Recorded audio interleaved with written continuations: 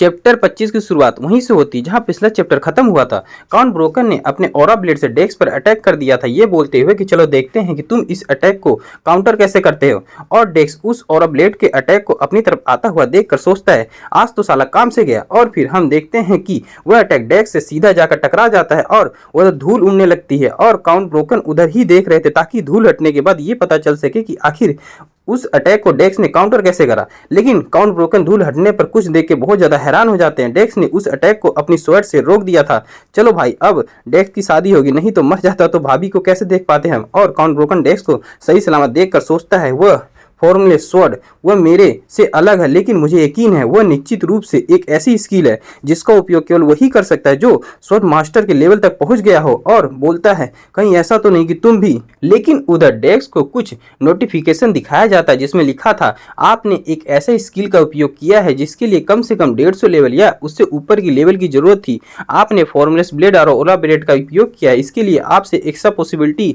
Charge की जाएगी। और डेक्स उन नोटिफिकेशन को देखता हुआ बोलता है क्या तुम और ज्यादा लेना चाहते हो? एले ध्यान से देखो कि तुम कितनी पॉसिबिलिटी ले रही हो। और उधर काउंट ब्रोकन अपनी तलवार को लिए हुए डेक्स को देखते हुए सोचता है वो क्या अपने आप से बातें कर रहा है। और फिर डेक्स बोलता है काउंट ब्रोकन डेक्स की तरफ देखने लगते हैं। और फिर डेक्स बोलता हुआ अटैक कर देता है कि मैं इस बार पक्का इसे जल्दी खत्म कर दूंगा। और काउंट ब्रोकन डेक्स के उस अटैक को देखकर हैरान हो जाते हैं, लेकिन फिर भी वह उस अटैक को रोक देते हैं। पर उन्हें उस अटैक को रोकने में दिक्कत हो रही थी। लेकिन फिर डेक्स अपनी दूसरी तलवार से अटैक कर देता है, पर काउंट ब्रोकन उसे भी रोक देते हैं। पर हाँ, उनको वो अटैक को रोकने में दिक्कत हो रही थी, यहाँ तक कि उनके पैर भी जमीन में धंसने लगे थे। उस अटैक के प्रेशर से काउंट ब्रोकन को देखकर ऐसा लग रहा था कि जैसे वो अपनी पूरी गांड तक का दम लगा रहे हैं उस अटैक को रोकने के लिए। लेकिन इसी बीच डेक्स को मौका मिल जाता है काउंट ब्रोकन पर अटैक करने का। डेक्स अपनी तलवार से काउंट ब्रोकन के गर्दन की तरफ अटैक कर देता है। जैसे ही वो अटैक काउंट ब्रोकन अपनी तरफ आता हुआ देखते हैं, उसे देखकर काउंट ब्रोकन घबरा जाते हैं और उनके हाथ में जो तलवार होती है वह उनके हाथ से नीचे गिर जाती है।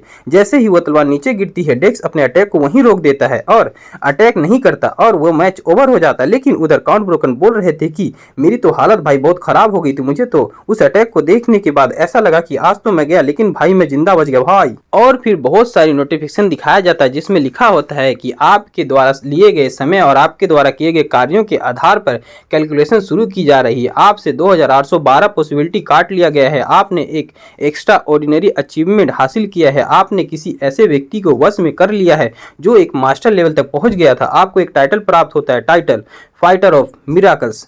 आपकी स्ट्रेंथ 10% बढ़ गई है। लेकिन डेक्स उन आती हुई नोटिफिकेशन को देखकर चौंक जाता है और बोलता है क्या 2800 पॉसिबिलिटी खर्च हो गई है, ये क्या बकवास है।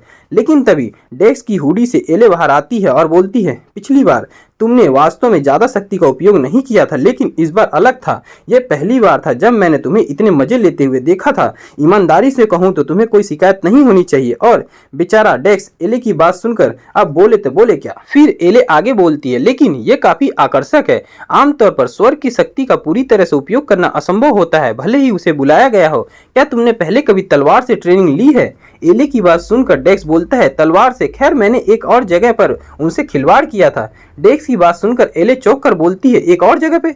और डेक्स अपने मन में सोच रहा था चूंकि मुझे पहले रिदम ब्लेड में पहला स्थान मिला था इसलिए मैं झूठ नहीं बोल रहा हूँ। डेक्स उधर खड़ा एले से बात कर रहा था, लेकिन पीछे काउंट ब्रोकन डेक्स को देखते हुए सोच रहा था ये क्या था। मैं मारून किंगडम का एक स्वॉर्ड मास्टर हूँ, उसकी तलवार के रास्ते को भी पढ़ नहीं पाया। वह सच में कोई ऐसा है जिसके पास एब्सोल्यूट ताकत है, जिसने खुद को छुपा रखा है। लेकिन तभी डेक्स के पीछे से आवाज आती है और पीछे मुड़कर जब डेक्स देखता है तो उधर काउंट ब्रोकन अपने पैरों को घुटनों के बल नील डाउन करके बैठा होता है और डेक्स से बोल रहा था क्या मैं जान सकता हूं कि तुम्हारी तलवार किस चीज का पीछा करती है? और डेक्स काउंट ब्रोकन की बात सुनकर सोचता हुआ बोलता है शायद हवा का। और डेक्स की ये बात सुनकर काउंट ब्रोकन चौंक जाता है और बोलता है क्या हवा का?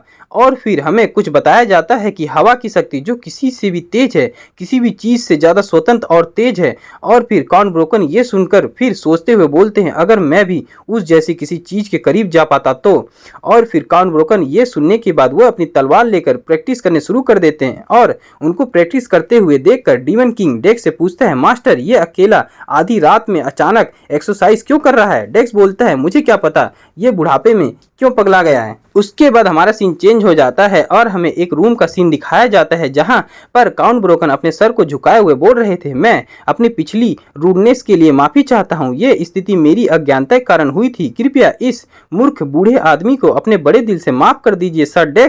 डेक्स काउंट ब्रोकन की बातें सुनकर थोड़ा सा परेशान होता हुआ बोलता है, ओह ये ठीक है, ऐसी चीजें होती रहती है। लेकिन काउंट ब्रोकन फिर बोलता है, हमारी पिछली चर्चा जारी रखने के लिए क्या तुम डूक ब्रहन की हत्या करने के बारे में सच में गंभीर हो? लेकिन डेक्स बोलता है कि क्या ये इस समस्या को हल करने का सबसे आसान तरीका नहीं है, चूंकि वो बुराई के साइड में है। लेकिन काउंट ब्रोकन फिर बोलते हैं, अगर तुम हो तो उसकी हत्या करना निश्चित रूप से संभव होगा, लेकिन फिर भी मुझे चिंता है कि अगर डूक ब्रहन मर जाता है तो शाही परिवार के बिना केओस फैल सकता है। लेकिन डेक्स स्माइल करता हुआ पूछता है, काउंट ब्रोकन क्या आप गार्डियन नोट को जानते हैं? काउंट ब्रोकन डेक्स की बात सुनकर हैरान होकर पूछते हैं, गार्डियन नोट वो क्या है?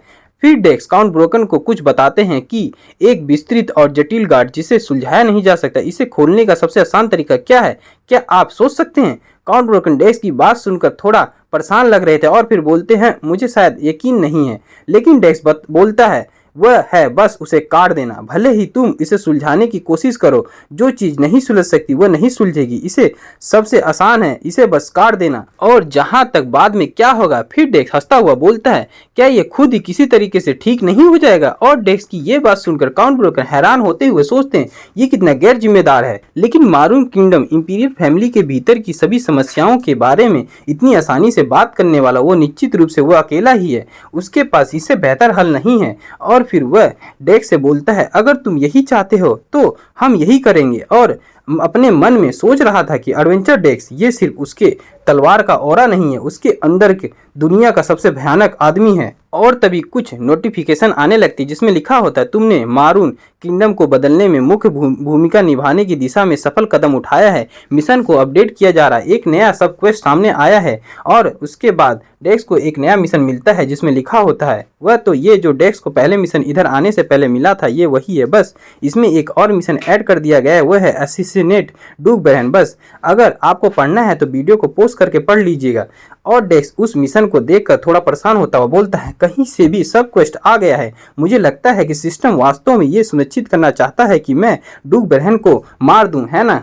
ये गेम वास्तव में दिलचस्प है। और डेक्स की ये बात सुनकर डीमन किंग डेक्स से की हुडी से बाहर आता हुआ बोलता है, तो तुम उस डूक वाले आदमी को मार दोगे? और एले भी डेक्स की हुडी के दूसरे साइड से बोलती है, तुम वास्तव में ऐसा करने के बारे में तो नहीं सोच रहे हो ना? और फिर भाई वह दोनों लड़ने लग जाते। डीमन किंग बोलता है, क्या तुम्हें इससे क्या समस्या है? क्या तुम बेवकूफ़ी वाली बातें तो नहीं करने वाली हो कि तुम लोगों को मारना बुरा होता है, ऐसा करना बुरा होता है? डीमन किंग की बात सुनकर एले बोलती है, हत्या जैसी घटिया चालें का उपयोग करना वह केवल भयानक लोग ही करते हैं जिन्हें सम्मान का पता नहीं होता।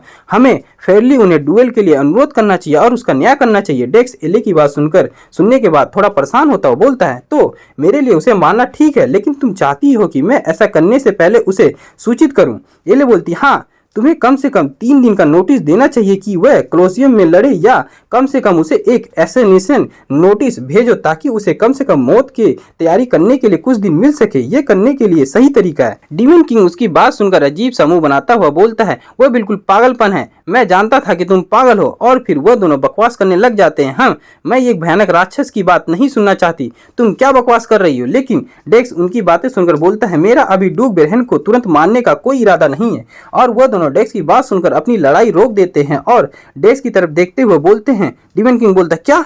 और एले बोलती, तुमने अभी क्या कहा? डेक्स बोलता है, डेक्स बताता है, जब भी कोई संघर्ष हो तुम्हें कभी भी सिर्फ एक साइड की कहानी नहीं सुननी चाहिए, तुम्हें दोनों साइड की कहानी सुननी चाहिए और फिर न्याय करना चाहिए। क्या डूक ब्रहन बिना किसी कारण के युद्ध करना चाहता है? मुझे शक है, मुझे यकीन है कि कोई कारण जरूर होगा। और फिर बताया जाता है, वास्तव में एडवेंचर डेक्स के नजरिए से जिसका जन्म मारून किंगडम में भी नहीं हुआ था, मारून किंगडम की शक्ति, संघर्ष और युद्ध एक अच्छी चीज थी। एक चीज बाकी सभी से ज्यादा मायने रखती थी, वो था मेरा प्रॉफिट। मैं उस साइड की मदद करने का इरादा रखता हूँ जिससे मुझे सबसे ज्यादा प्रॉफिट होगा।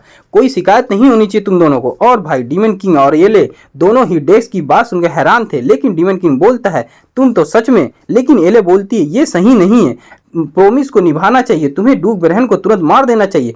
डीमन किंग एले की बात सुनकर बोलता है, क्या ये वो बातें हैं जो किसी एंजल को कहनी चाहिए?